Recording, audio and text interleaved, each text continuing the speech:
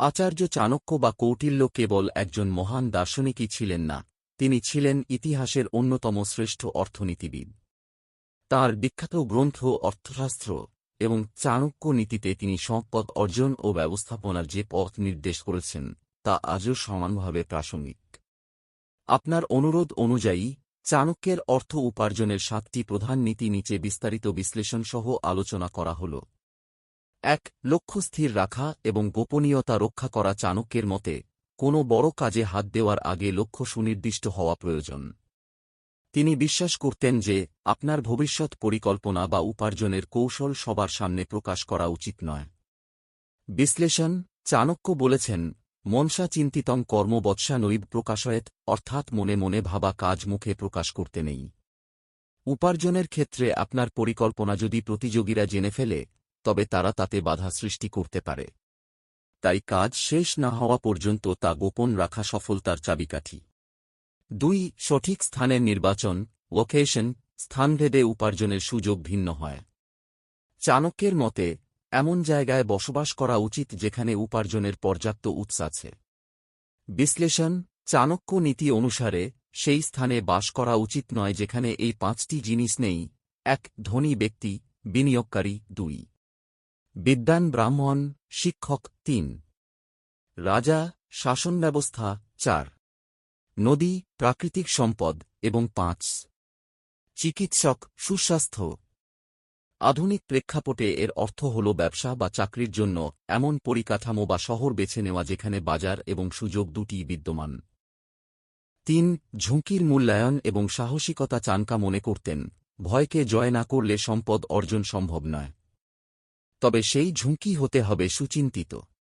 বিশ্লেষণ: তিনি বলতেন, যতক্ষণ ভয় দূরে আছে ততক্ষণ তাকে ভয় করো, কিন্তু ভয় যখন সামনে আসে তখন তাকে আক্রমণ করো। ব্যবসায়িক ক্ষেত্রে নতুন বিনিয়োগে ঝুঁকি থাকে, কিন্তু সঠিক বিশ্লেষণ করে সাহসের সাথে এগিয়ে গেলেই বড় অঙ্কের মুনাফা অর্জন সম্ভব। অলস বা ভীতু ব্যক্তি কখনো লক্ষ্মীর, সম্পদ, আশীর্বাদ পায় না। 4. পরিশ্রম এবং আলস্য ত্যাগ। চাণক্যের মতে ভাগ্য বলে কিছু নেই, যা আছে তা হল মানুষের কর্ম। আলস্য হল উপার্জনের সবচেয়ে বড় শত্রু।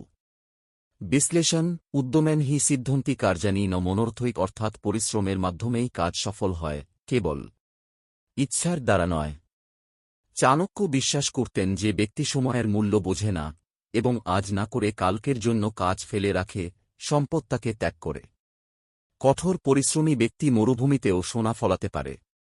5. সততা ও অনৈতিক পথে বর্জন। চাণক্য সম্পদ অর্জনকে গুরুত্ব দিলেও অধর্ম বা অনৈতিক উপায়ে অর্থ উপার্জনের ঘোর বিরোধী ছিলেন।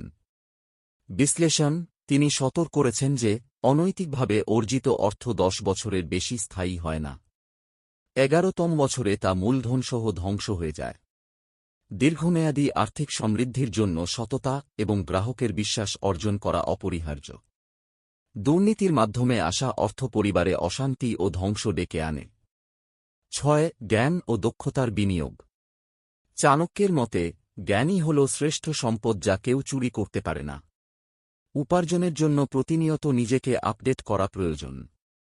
বিশ্লেষণ: চাণক্য বলতেন, একজন শিক্ষিত ও দক্ষ ব্যক্তি সব জায়গায় সম্মান এবং অর্থ পায়। বর্তমান যুগের ভাষায় একে বলা হয় সেলফ ইনভেস্টমেন্ট। আপনি যদি আপনার দক্ষতা, স্কিল বৃদ্ধিতে সময় ও অর্থ ব্যয় করেন তবে আপনার উপার্জনের ক্ষমতা বহুগুণ বেড়ে যাবে।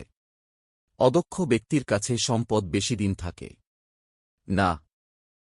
7. অর্থ সঞ্চয় ও সঠিক ব্যবস্থাপনা। শুধুমাত্র উপার্জন করলেই হয় না, সেই অর্থ ধরে রাখাও একটি শিল্প। চাণক্য সঞ্চয়কে বিপদের বন্ধু হিসেবে দেখতেন।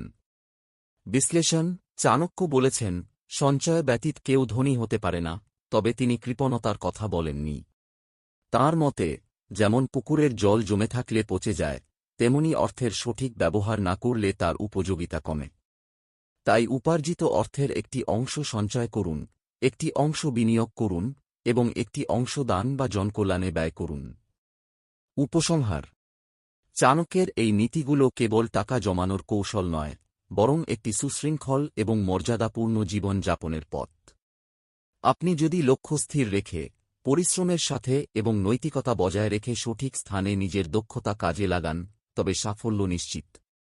আমি কি এই নীতিগুলোর মধ্যে কোনো একটির ওপর ভিত্তি করে আপনার জন্য একটি নির্দিষ্ট কর্মপরিকল্পনা, অ্যাকশন প্ল্যান, তৈরি করে দেব?